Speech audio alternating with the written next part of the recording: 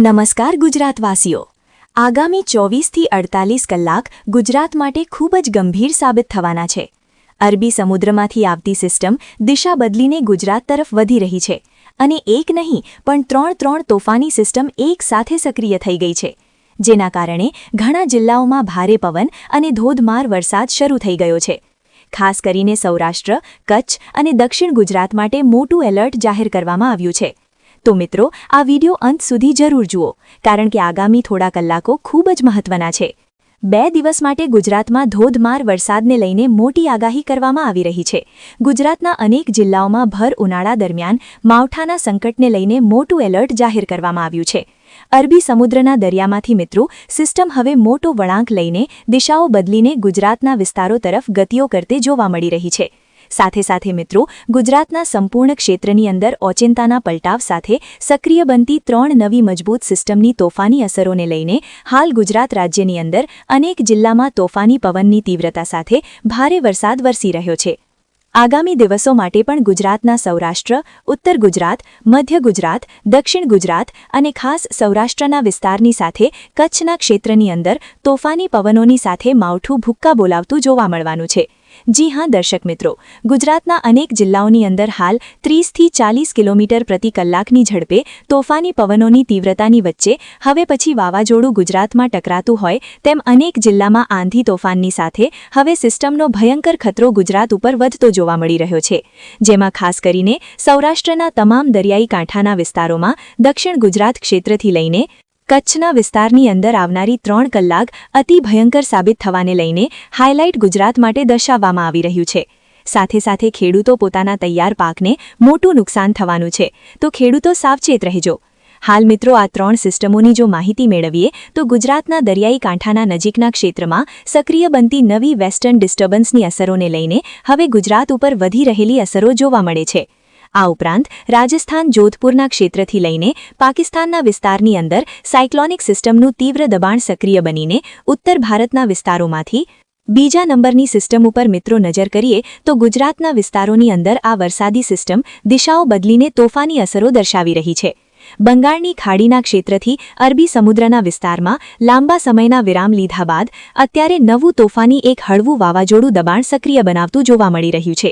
જો કે હવે પછી મુંબઈના તટીય ક્ષેત્રથી અરબી સમુદ્રના વિસ્તારોમાંથી વરસાદી સિસ્ટમના સ્ટોફ લાઇનો ભયંકર પટ્ટાઓ ગુજરાતના સંપૂર્ણ વિસ્તારોમાંથી પસાર થઈને માવઠા માટેનું દબાણ દર્શાવી રહેલા જોવા મળી રહ્યા છે।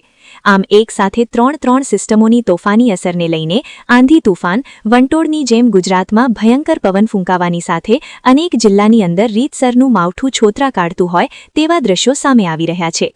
હાલ મિત્રો, તમે જોઈ શકો છો, અમદાવાદ હવામાન વિભાગ તરફથી આગામી 3 કલાક માટે ગુજરાત રાજ્યનો નકશો જાહેર કરી દેવામાં આવ્યો છે। મિત્રો, તમે જોઈ શકો છો, અહીંયા જે ઓરેન્જ કલરનો જે ભાગ જોઈ શકો છો, આ ભાગોની અંદર આગામી 3 કલાક વીજળીના ગાજવીજ, કડાકા ભડાકા અને ભર ઉનાળે ચોમાસા જેવો માહોલ ધોધમાર વરસાદ પડવાને લઈને ખેડૂતો માટે ચિંતાજનક સમાચાર સામે આવ્યા છે। હાલ મિત્રો, તમે જોઈ શકો છો, અમરેલી, મહીસાગર, દાહોદ, ખેડા, પંચમહાલ છે, આણંદ છે, સાથે અમદાવાદના વિસ્તારની અંદર અને ગાંધીનગરના વિસ્તારની અંદર આગામી 3 કલાક અત્યંત ભારે સાબિત થવાની છે। તો બીજી તરફ મિત્રો, જો રાહતના સમાચાર સામે આવ્યા એ દેવભૂમિ દ્વારકા, જામનગર અને પોરબંદર। ગઈકાલે તો ત્યાં ધોધમાર વરસાદ પડ્યો, પરંતુ આજે વાતાવરણ સૂકું છે।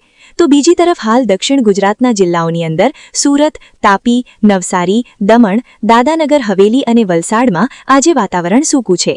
પરંતુ હાલ તમે મિત્રો પીળા કલરનો ભાગ જોઈ શકો છો, ત્યાં પણ હવે પછી વીજળીના ગાજવીજ સાથે હળવો કમોસમી વરસાદ અને માવઠું ગુજરાતમાં ભૂક્કા બોલાવતું હોય તેવા એવા દ્રશ્યો સામે આવશે। સાથે મિત્રો, જો વાત કરીએ તો ગુજરાતમાં હવે પછીની કલાકોમાં સામાન્ય રીતે 30 થી લઈને 40 કિલોમીટર પ્રતિ કલાકની ઝડપે તોફાની પવનો ફૂંકાશે। સાથે મિત્રો, આ વિડિયો તમે ક્યાંથી જોઈ રહ્યા છો, તમારા ગામનું નામ, તમારા તાલુકાનું નામ, તમારા જિલ્લાનું નામ ખાસ નીચે કમેન્ટ બોક્સમાં જરૂરથી જણાવી આપજો। અને મિત્રો, તમે જ્યાં રહો છો, શું એ વિસ્તારની અંદર અત્યારે કમોસમી વરસાદ નોંધાણો છે? શું મિત્રો એ વિસ્તારની અંદર અત્યારે ગરમી અને ઉકળાટનું પ્રમાણ ફરી એકવાર વધ્યું છે? એ પણ ખાસ નીચે કમેન્ટ બોક્સમાં જરૂરથી જણાવી આપજો।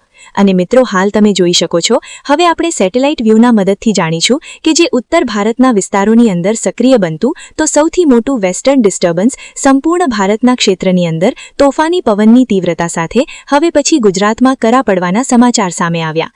ગુજરાતના અનેક જિલ્લાઓની અંદર વીજળીના ગાજવીજ તોફાની પવનોની સાથે હવે પછી થંડરસ્ટોર્મ એક્ટિવિટીના ભાગરૂપે ગુજરાતમાં મોટી ચેતવણી દર્શાવવામાં આવી છે. હાલ અત્યારે આ સિસ્ટમે મોટો વળાંક લીધો છે. ગુજરાતના સંપૂર્ણ ક્ષેત્રની અંદર આ વરસાદી સિસ્ટમ પોતાની અસરો ગુજરાતમાં વર્તાવશે અને ગુજરાત ઉપર જોર દર્શાવવામાં આવ્યું છે. અને મિત્રો જેમ સમયગાળો પસાર થઈ રહ્યો છે તેમ તેમ ગુજરાતના વાતાવરણમાં અસ્થિરતા જોવા મળશે.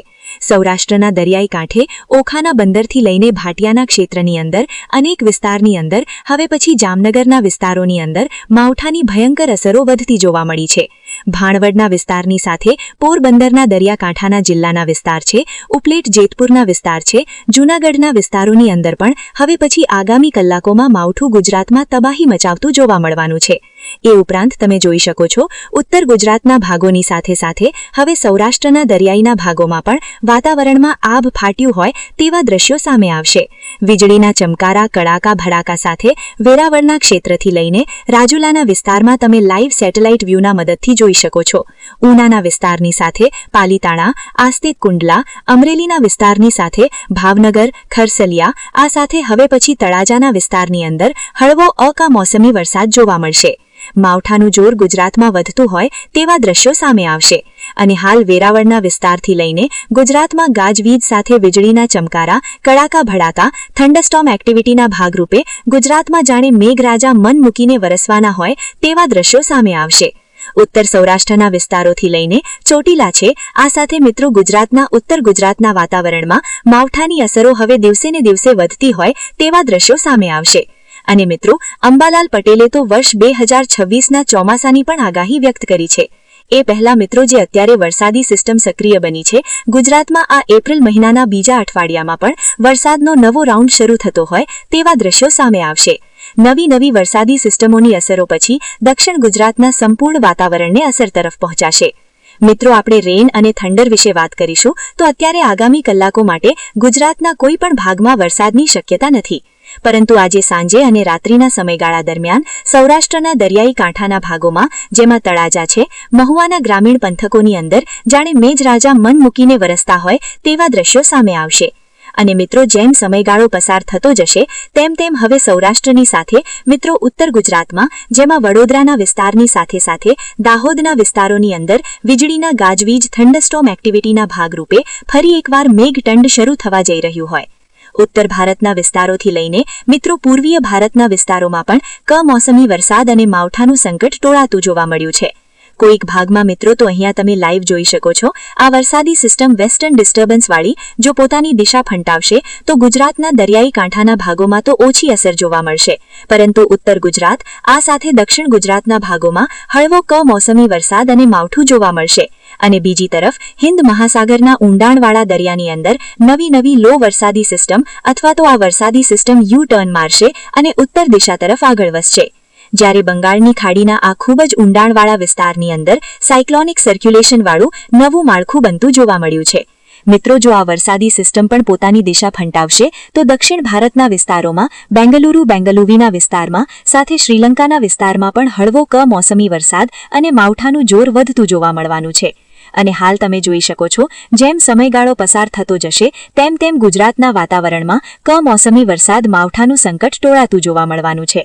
હાલ મિત્રો જો નજર કરીએ તો બનાસકાંઠા, સાબરકાંઠા, અરવલ્લી, મહીસાગર, દાહોદ લાગુના વિસ્તારની અંદર અત્યારે વરસાદની શક્યતા ખૂબ ઓછી છે. અને ગુજરાતમાં હવે પછી ગરમી અને ઉકળાટનું પ્રમાણ વધશે. પરંતુ 7 એપ્રિલના રોજ પાકિસ્તાનના વિસ્તાર રાજસ્થાનના જોધપુરના વિસ્તારમાંથી એક નાનકડી એવી વરસાદી સિસ્ટમ કે જે આપણે મિત્રો એમને વેસ્ટર્ન ડિસ્ટર્બન્સ કહીશું અને વેસ્ટર્ન વરસાદી સિસ્ટમ પોતાની દિશા ફંટાવીને ઉત્તર ગુજરાતના ભાગોમાં તબાહી મચાવશે. હળવો કમોસમી વરસાદ અને માવઠાનું જોર પણ ગુજરાતમાં વધવા લાગશે. અને હાલ તમે જોઈ શકો છો 7 તારીખના રોજ ઉત્તર ગુજરાતના ભાગોમાં ફરી એકવાર હવામાન વિભાગ તરફથી વરસાદ પડવાને લઈને રેન અને થંડ વીજળીના ગાજવીજ થંડરસ્ટોર્મ એક્ટિવિટીના ભાગરૂપે અને પ્રી મોન્સૂન એક્ટિવિટીના ભાગરૂપે ગુજરાતમાં હળવો કમોસમી વરસાદ. તો મિત્રો પૂર્વીય ભારતના ભાગોમાં પણ વરસાદની આગાહી છે કે જે હવામાન વિભાગે વ્યક્ત કરી.